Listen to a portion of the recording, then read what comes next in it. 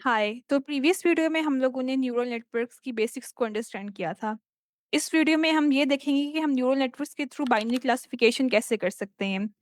हम सब लोगों ने गूगल फोटोज को यूज किया हुआ है, राइट?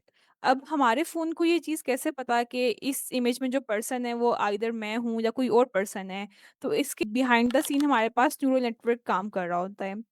अब हम उसी बाइनरी क्लासिफिकेशन को परफॉर्म करेंगे using logistic regression. Logistic regression हमारे पास बाइनरी क्लासिफिकेशन परफॉर्म करने के लिए एक एल्गोरिदम है। फॉर एग्जांपल डिग्री को वेरीफाई करना है हम लोगों ने कि whether that degree is original और it is a fake one. तो ये चीज़ हम कैसे परफॉर्म कर सकते हैं? हम लॉजिस्टिक रिग्रेशन को यूज़ कर सकते हैं। लॉजिस्टिक रिग्रेशन हमारे पास एक बेसिक न्यूरल नेटवर्क है जिसमें सिर्फ एक लेयर होती है। लॉजिस्टिक रिग्रेशन में इनपुट में हमारे पास कोई इमेज होगी और आउटपुट में हमारे पास लेबल होगा। उसकी वैल्यू लेबल की क्या होगी? 1 या 0। अगर 1 है तो हमारे पास जो डिग्री है वो ओरिजिनल है, अगर 0 है तो हमारे पास जो डिग्री है वो फेक डिग्री है। तो हम इसके थ्रू बाइनरी क्लासिफिकेशन परफॉर्म कर सकते हैं। आउटपुट के जो लेबल्स होते हैं उन्हें हम वाई हैट्स डिनोट करते हैं। सबसे पहले हमें ये चीज़ अंडरस्टैंड करनी पड़ेगी कि इमेज हमारे पास कंप्यूटर में किस वे में स्टोर होती है। इमेज के अंदर हमारे पास आरजीबी चैनल्स होते हैं। रेड का चैनल आ जाता है, फिर हमारे पास ग्रीन के चैनल आ जाता है और फिर हमारे पास ब्लू के चैनल आ जाता है। तो इस वे में हमारे पास डिफरेंट जो पिक्सल की वैल्यूज़ होती हैं वो स्टोर होती हैं। तो फॉर एग्जांपल अगर हमारे पास 64 बाई 64 की एक इमेज है, तो हमारे पास 3 चैनल्स होंगे। फर्स्ट चैनल में भी 64 बाई 64 पिक्सल्स होंगे, सेकंड चैनल में 64 बाई 64 पिक्सल्स होंगे और थर्ड चैनल में भी सेम हमारे पास 64 बाई 64 पिक्सल्स होंगे। तो इन टोटल हमारे पास जो पिक्सल्स की वैल्यूज होगी वो होगी 64 क्रॉस 3। अब हमारे पास ये 3 डिफरेंट चैनल्स है। अब हमने इनको एक फीचर वेक्टर एक्स में अनरोल करना है। इसका मतलब ये है कि सबसे पहले स्टार्टिंग में हमारे पास जितने भी रेड की पिक्सल वैल्यूज थी वो आ जाएंगी, फिर हमारे पास ग्रीन की पिक्सल वैल्यूज आ जाएंगी एंड फिर हमारे पास ब्लू की पिक्सल वैल्यूज आ जाएंगी। तो इन टोटल हमारे पास इसमें जो नंबर ऑफ एंट्रीज होंगी वो 64 क्रॉस 3 होंगी। ये फीचर वेक्टर हमारे पास एज एन इनपुट यूज होगा लॉजिस्टिक रिग्रेशन में। थ्रू आउट द कोर्स जो नोटेशंस मैं यूज करूंगी, सबसे पहले हम उन नोटेशंस को अंडरस्टैंड कर लेते हैं। एक सिंगल ट्रेनिंग एग्जांपल को हम लोग रिप्रेजेंट करते हैं एक्स एंड वाई से। एक्स जो हमारे पास है वो इनपुट को रिप्रेजेंट करता है और इनपुट के कोरस्पॉन्डिंग लेबल को रिप्रेजेंट करने के लिए हम वाई को यूज करते हैं। Total number of training examples को रिप्रेजेंट करने के लिए हम लोग एम को यूज करेंगे। हमारे पास जब most of the time 90% of the time deep learning या न्यूरल नेटवर्क्स वर्क कर रहे होते हैं वो सुपरवाइज लर्निंग के ऊपर काम कर रहे होते हैं कि हम इनपुट भी देते हैं और आउटपुट भी देते हैं और उन इनपुट और आउटपुट के बीच पैटर्न्स को न्यूरल नेटवर्क्स फाइंड करते हैं। तो हम लोगों ने फर्स्ट ट्रेनिंग एग्जांपल को रिप्रेजेंट करना है तो हम लोग सुपर स्क्रिप्ट का यूज करेंगे, x⁻1 एंड y⁻1। तो ये हमारे पास रिप्रेजेंट करिए फर्स्ट ट्रेनिंग एग्जांपल को। और लास्ट ट्रेनिंग एग्जांपल को रिप्रेजेंट करने के लिए हम x⁻m y⁻m ये यूज करेंगे।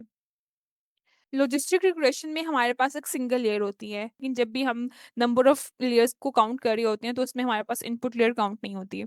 उसमें हम लोग हिडन लेयर्स और आउटपुट लेयर को काउंट करते हैं। तो जो लॉजिस्टिक रिग्रेशन है उसमें हमारे पास एक इनपुट लेयर होती है, कोई भी हिडन लेयर नहीं होती और एक ही आउटपुट लेयर होती है।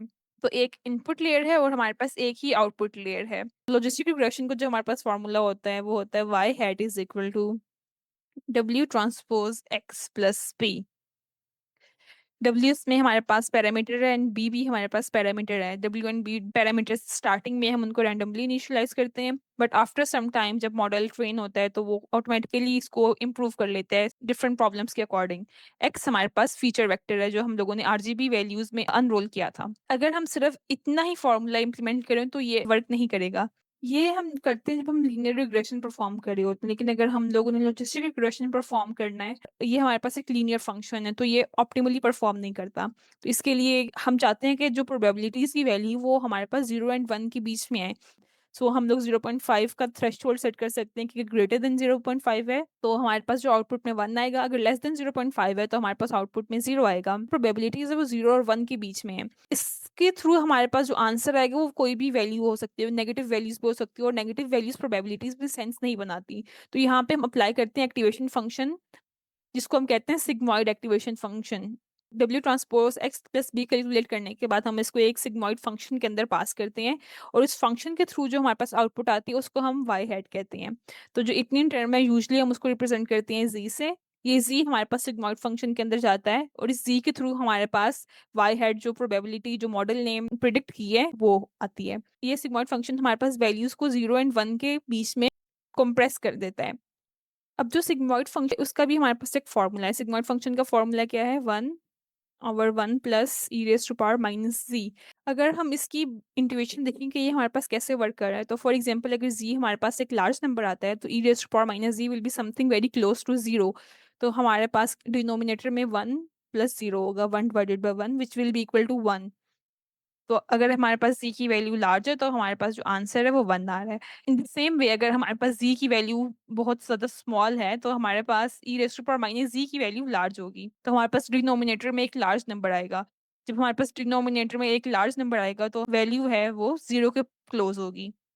तो अगर हमारे पास जी की वैल्यू स्मॉल है तो हमारे पास जो फाइनल आउटपुट है वो भी स्मॉल आएगी। इन दिस वे हमारे पास सिग्मॉइड फंक्शन वर्क करता है। सिग्मॉइड फंक्शन का ग्राफ हमारे पास एस के फॉर्म में बनता है। ये जो एग्जैक्ट पॉइंट है इसको हम 0.5 से रिप्रेजेंट कर सकते हैं। ये हमारे पास 1 है एंड देन दिस इज 0। तो ये हमारे पास सिग्मॉइड फंक्शन का ग्राफ है। मॉडल जैसे जैसे ट्रेन होता है पैरामीटर्स को लर्न करता है। तो पैरामीटर्स को लर्न करने के लिए हमारे पास डेरिवेटिव्स यूज होते हैं। तो यहाँ पे एक वेनिशिंग ग्रेडियंट की प्रॉब्लम अराइज होती है जिसको हम फर्दर नेक्स्ट वीडियोस में डिस्कस करेंगे। अभी तक हम लोगों ने जितना भी कवर किया अगर हम उसको रिकैप करें तो लॉजिस्टिक रिग्रेशन हमारे पास बाइंडिंग क्लासिफिकेशन के लिए यूज होता है, तो जिसमें हमारे पास सिर्फ एक सिंगल लेयर होती है और वो सिंगल लेयर हम आउटपुट लेयर को कैरी होते हैं। क्योंकि जब भी हम न्यूरल नेटवर्क्स की लेयर्स की बात करते हैं तो हम लोग hidden layers and output layer को काउंट करते हैं, हम लोग इनपुट लेयर्स को काउंट नहीं करते। लॉजिस्टिक रिग्रेशन को कैलकुलेट करने के लिए हमारे पास जो फॉर्मूला होता है उसे हम W transpose X plus B से कैलकुलेट करते हैं, जिसमें डब्ल्यू एंड बी हमारे पास पैरामीटर्स हैं जो स्टार्टिंग में हम रैंडमली इनिशियलाइज करते हैं एंड विद टाइम मॉडल उन पैरामीटर्स को लर्न करके एक्यूरेट करता रहता है। और एक्स हमारे पास फीचर वेक्टर है और W transpose X plus B को कैलकुलेट करने के बाद हम एक सिग्मॉइड एक्टिवेशन फंक्शन इंप्लीमेंट करते हैं ताकि जो हमारे पास मॉडल है उसकी प्रोबेबिलिटीज को हम 0 और 1 के दरमियान में स्क्वैश कर सकें और नॉन लीनियरिटी ला सकें हमारे पास मॉडल, ताकि कॉम्प्लेक्स पैटर्न्स को अंडरस्टैंड कर सके। नेक्स्ट वीडियोस में हम देखेंगे कि वेट्स एंड पैरामीटर्स मॉडल कैसे लर्न करता है, सिग्मॉइड फंक्शन के क्या प्रोस एंड कॉन्स हैं, ये सब चीजें हम लोग आने वाली वीडियोस में कवर करेंगे। My name is Tayyaba Tabassum, thank you for watching this video.